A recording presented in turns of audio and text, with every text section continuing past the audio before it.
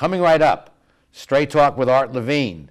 Our guest tonight, Ishmael Khaldi, the policy advisor to the Foreign Minister of Israel. Opinions expressed in the following program do not necessarily reflect the views of Charter Communications nor its sponsors. We recognize our obligation to present opposing points of view by responsible spokespersons.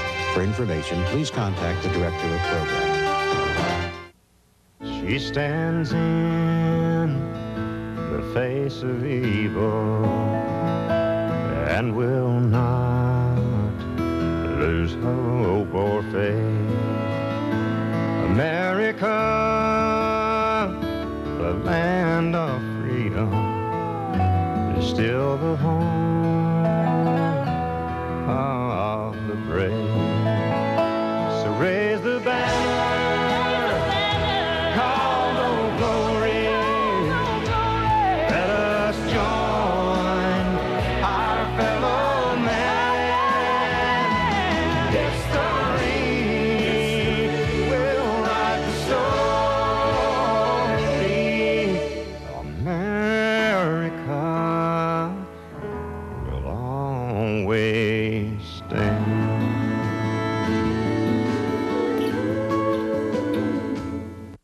Straight Talk is brought to you in part by Southern California Edison. For over 100 years, life powered by Edison. The Press Telegram, your local news leader for over 100 years. And Long Beach Magazine.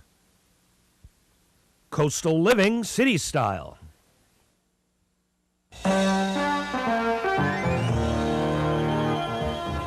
Join us for tonight's edition of Straight Talk. And now your host, Art Levine. Good evening and welcome to Straight Talk. We're delighted you're joining us tonight. This is the last show of our 16th season on air. We're very delighted and honored to have as our guest for the entire show the policy advisor to the Foreign Minister of Israel, Ishmael Khaldi. Welcome to our show. Thanks, I'm very glad to be here. We're delighted to have you as a guest, and you do advise the minister on foreign policy matters. You are a Bedouin, and you served in the Israeli Defense Force and for the Border Patrol, and most recently you are published as an author, and your book, appropriately enough, is entitled A Shepherd's Journey. And you believe that some of the things you learned as a Bedouin are applicable to your current work. Tell us what those things might be.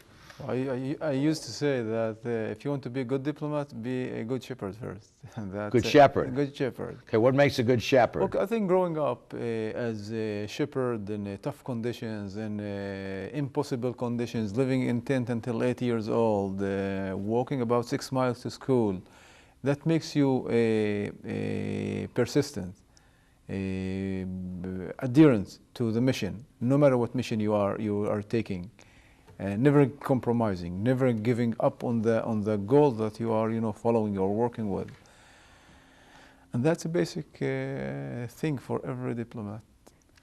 Well, I think it's good for a diplomat, and I think it's good for anything, having to overcome adversity and focusing on one's goal. It could be a corporation executive, it could be a political candidate, and of course a diplomat. I choose to be a diplomat. Why did you choose to be a diplomat? Because I thought that it's my right, it's my ability. I have the ability to represent my country. And Israel, as you know, is celebrating 62 years of independence. It needs the contribution of its all citizens, no matter if you are Jewish or not Jewish. In my case, I think it's more important than anything else I can do is to stand up and speak up as a Bedouin Muslim minority for Israel as a Jewish state. You mentioned Muslim. You are Muslim. I am a Muslim. And obviously you can play a critical role in linking Israel and the Muslim world.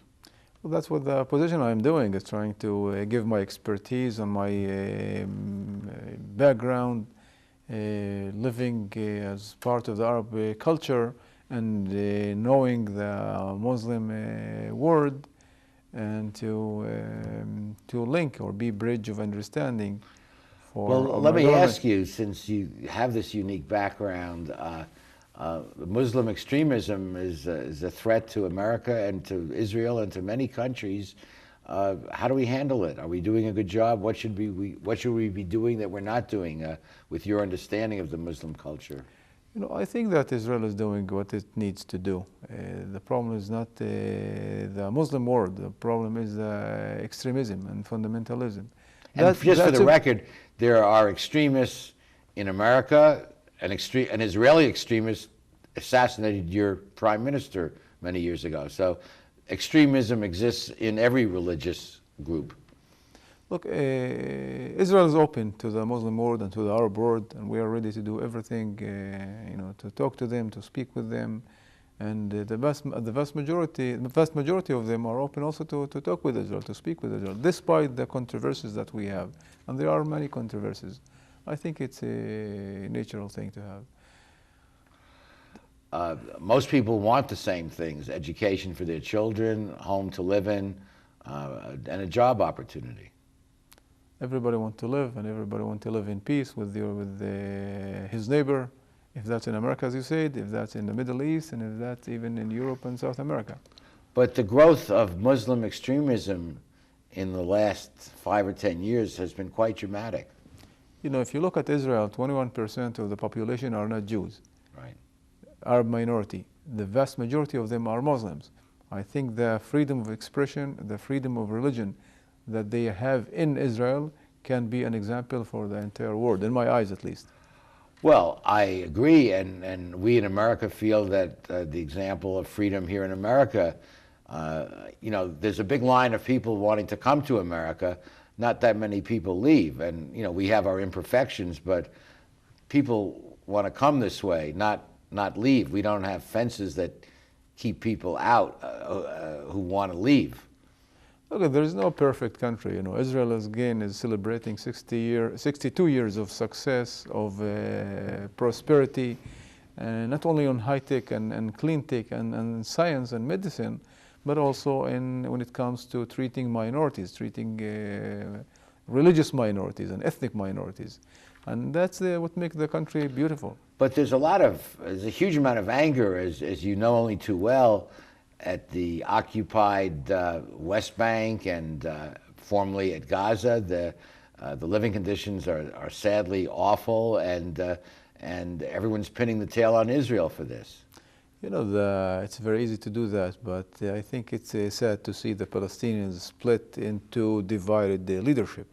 One is Hamas, which is a terrorist organization controlling Gaza, and the other is the Fatah, which are much more open and moderate in the West Bank. They themselves are not agreeing with each other. They themselves are clashing with each other.